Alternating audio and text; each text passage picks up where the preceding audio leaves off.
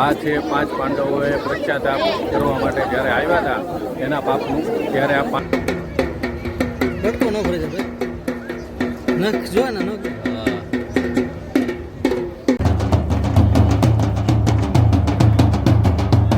આટલા ગાંઠિયા ખાલી 20 રૂપિયાના છે, તમે જોઈ શકો છો. અને તમે જોઈ શકો છો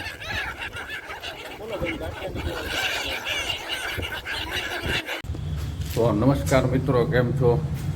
આશા કરું છું તમે બધા મજામાં આવી છો. હવે આજે થોડુંક વાતાવરણ ફેર થઈ ગયું છે, આ તમે જોઈ શકો છો. કેમ કે 2-3 દિવસથી તો વરસાદ આવતો હતો એટલે આપણે કાંઈ બહાર નીકળ્યા નહોતા. અને આજે હું તમને લઈને જવાનો છું મસ્ત મજાનું એક બીચ છે જે ગામ કોળિયાક છે. કોળિયાકમાં એક મોટો જબર મસ્ત દરિયો છે અને દરિયાની અંદર મહાદેવ બેઠા છે. તો એ મહાદેવના આજે હું તમને સરસ મજાના દર્શન કરાવીશ. તો વિડીયોમાં બન્યા રહેજો અને છેક સુધી આખો વિડીયો પૂરો જોજો, તમને બધી જાણકારી હું તમને આપીશ. અને નવા હો તો મારા ભાઈ તમારા ભાઈને થોડોક સપોર્ટ કરજો, આપણી ચેનલને સબસ્ક્રાઈબ કરો, વિડીયોને લાઇક કરજો અને બને ત્યાં સુધી શેર કરો. તો ચાલો મળીએ ત્યાં જઈને, કેમ કે અહીંથી 25 થી 30 કિલોમીટર થાય છે. તો ચાલો મળીએ.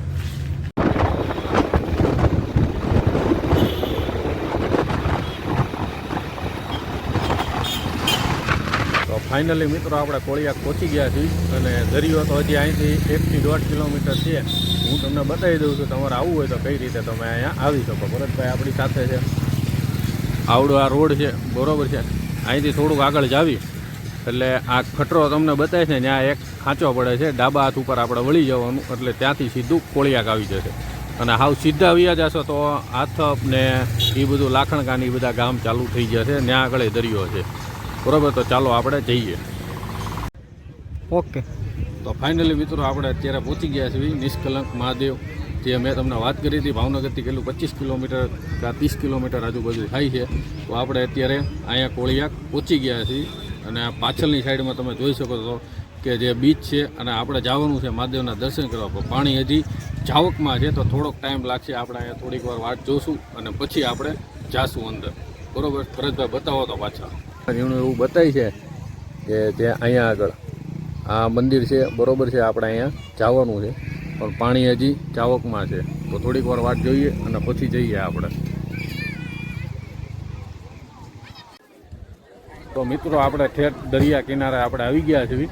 આ દરિયો છે, આ જુઓ તમે, હજી પાણી ચાવકમાં છે અને આપણી જેમ આ બધું જ પબ્લિક વાટ જોઈને અહીંયા બેઠા છે કે ક્યારે પાણી જાય અને દર્શન કરવા આપણે પણ જાવી.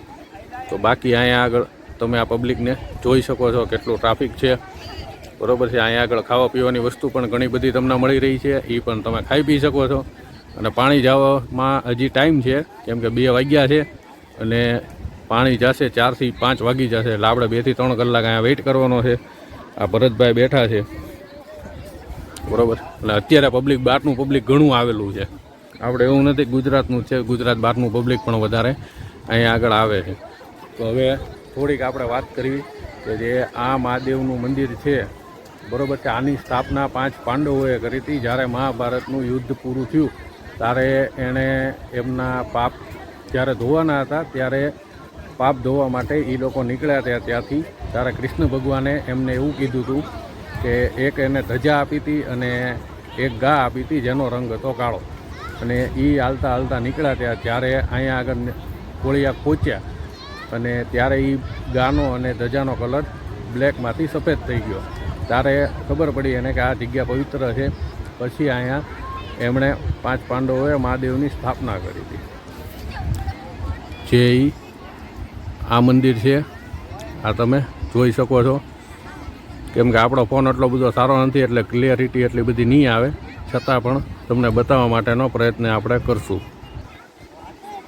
પછી એ પાંડવોએ અહીંયા તપ કર્યું, મહાદેવને ધ્યાનમાં બેઠા અને પછી મહાદેવ પ્રસન્ન થયા. અને પ્રસન્ન થયા પછી 5 પાંડવોએ અહીંયા શિવલિંગની સ્થાપના કરી, જેના કારણે પબ્લિક અહીંયા બહુ વધારે આવે છે. અને એવું નથી કે ગુજરાતમાં, તે ગુજરાત બહારના સ્ટેટનું પણ પબ્લિક બહુ વધારે પડતું પણ અહીંયા આગળ આવે છે, બરોબર છે. તો આ થોડો ઘણો આપણને ઇતિહાસ ખબર હતી તો આપણે એની તમને જાણકારી આપી છે.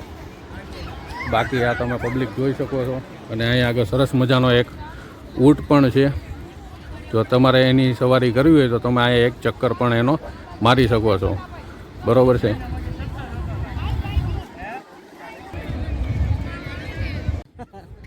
બાકી જાજો સમય મિત્રો આ મંદિરની ખાસિયત છે કે આ મંદિર વધારે પાણીમાં અંદર ડૂબેલું હોય છે કે એમ કે અત્યારે તમને બહારથી તો નહીં બતાય પણ આ જાજો સમય છે ને પાણીની અંદર જ રહે છે. આનું આર્કિટેક્ચર એ રીતે બનાવેલું છે એ સમયમાં કે હજી અત્યારના એન્જિનિયરોને ખબર જ નથી પડતી કે આ મંદિર કઈ રીતે બન્યું છે, બરાબર. અને આ મંદિરનો અહીંથી આ કિનારેથી મંદિર સુધી જવાનો 1 કિલોમીટરનો અંતર છે, બરાબર છે. તો તમે આવો તો આ વસ્તુ એક ધ્યાન રાખજો.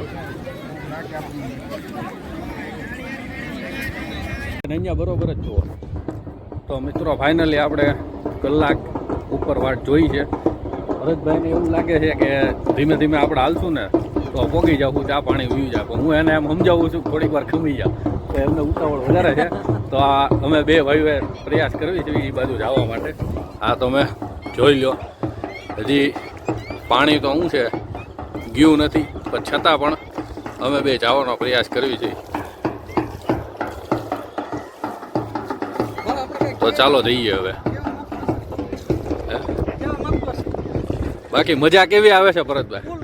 એટલે તમે લોકોએ તમારા ઘરના સદસ્ય સાથે તમે આવો, તમે પણ આવો આનંદ મસ્ત લઈ શકો છો અને એક ધાર્મિક સ્થળનું દર્શન કરી શકો છો. આ નંદી મહારાજ ઊભા છે, ભરતસિંહ એમને નમસ્કાર કરે છે. તો આવડા પક્ષી છે અને આ કાકા શું છે પક્ષીને ગાંઠિયા ખવડાવવા માટે અહીંયા સેલિંગ કરે છે અને ભરતભાઈ આ પડીઓ લીધો છે પક્ષીને ખવડાવવા માટે. આ આટલા ગાંઠિયા ખાલી 20 રૂપિયાના છે, તમે જોઈ શકો છો. અને એ આ ગાંઠિયા તમારે ખવડાવે તો આ પક્ષી કેટલા ભેગા થઈ ગયા છે આ તમે જોઈ શકો છો.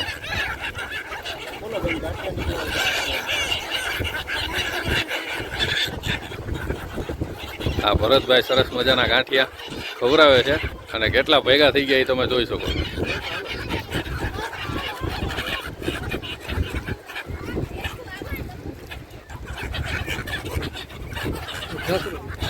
કરો કરો તમે તમારા ખવડાવો.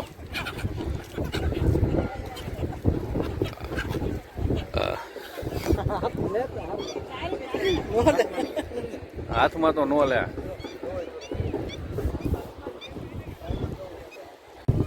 તો મિત્રો બધા પબ્લિક ઊભું છે ત્યાં આગળ આપણે પણ પહોંચી ગયા છીએ. ભરતભાઈ ઊભા છે મસ્ત અને હું એક રાઉન્ડ મારું છું, તમને પબ્લિક બતાવું છું કેટલી ભારી માત્રામાં પબ્લિક આવેલું છે. આ તમે જોઈ શકો છો.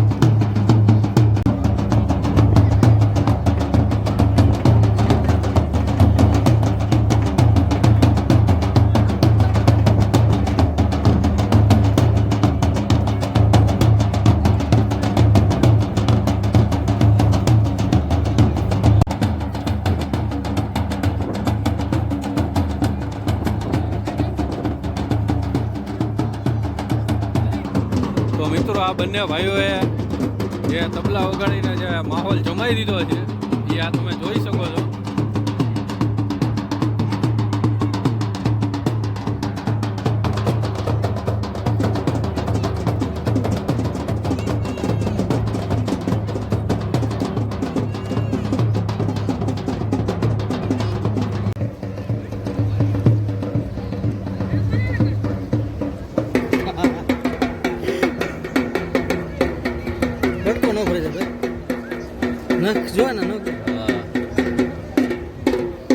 તો મિત્રો હવે આ તમે સામેથી જોઈ શકો છો કે જે પબ્લિક બધું હાલતું જાય છે, પણ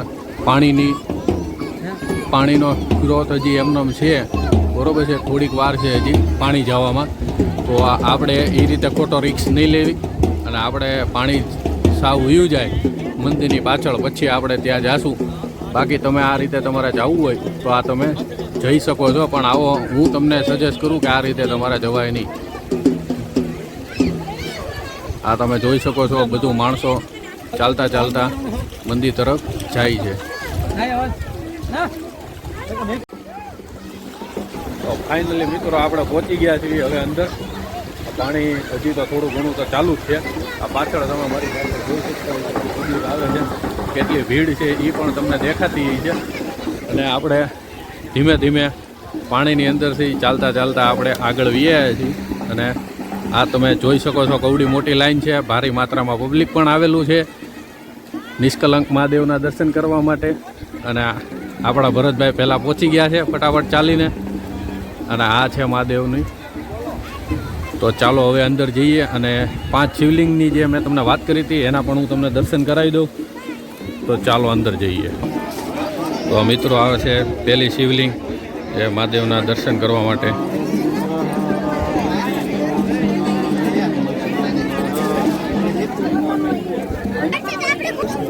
અને જે છે મિત્રો આ 5 પાંડવોએ સ્થાપિત કરેલી આ બીજી શિવલિંગ છે. પહેલી શિવલિંગના મેં તમને દર્શન કરાયા છે.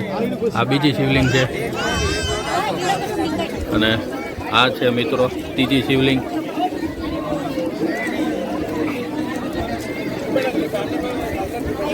ભાઈ ચોથી શિવલિંગના દર્શન કરે છે. આ તમે જોઈ શકો છો ચોથી શિવલિંગ છે.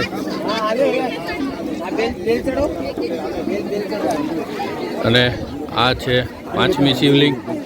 પણ આમાં ટ્રાફિક તમે જોઈ શકો છો, ઘણા બધા પબ્લિક દર્શન કરી રહ્યા છે.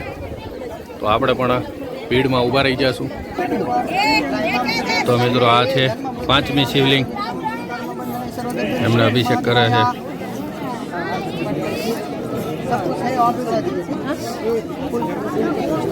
ओम सर्वदा निष्कलंक महादेव बोलिए मामा हाथ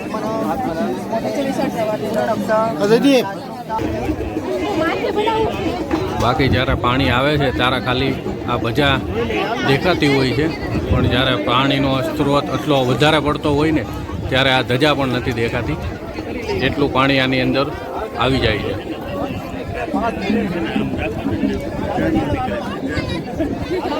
અને આ પબ્લિક તમે જોઈ શકો છો કેટલું પબ્લિક આવેલું છે.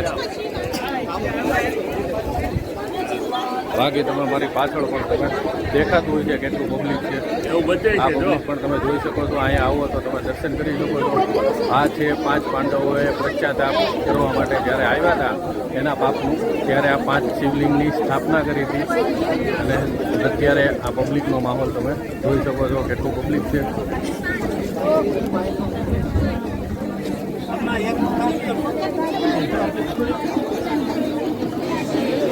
આ છે ભરતભાઈ. બાકી આ મંદિર ફરતું તમે પાણી જોઈ શકો છો કેટલું પાણી છે હજી. તો ચાલો હું તમને ફરતી બાજુ પાણી કેટલું છે એ તમને હું બતાવી દઉં છું. અને અહીંયા આવો ત્યારે આ ધ્યાન રાખવું, આ લીલા પથ્થર ઉપર જામેલી હોય જેથી કરીને તમારો પગ લપસે નહીં, એનું ખાસ ધ્યાન રાખજો. બાકી આ તમે દરિયો જોઈ શકો છો. અને ભરતભાઈને નાહવાની ઈચ્છા થઈ છે તો એનો બધો ખીચાનો સામાન બહાર કાઢીને અને નાહવા જાય છે.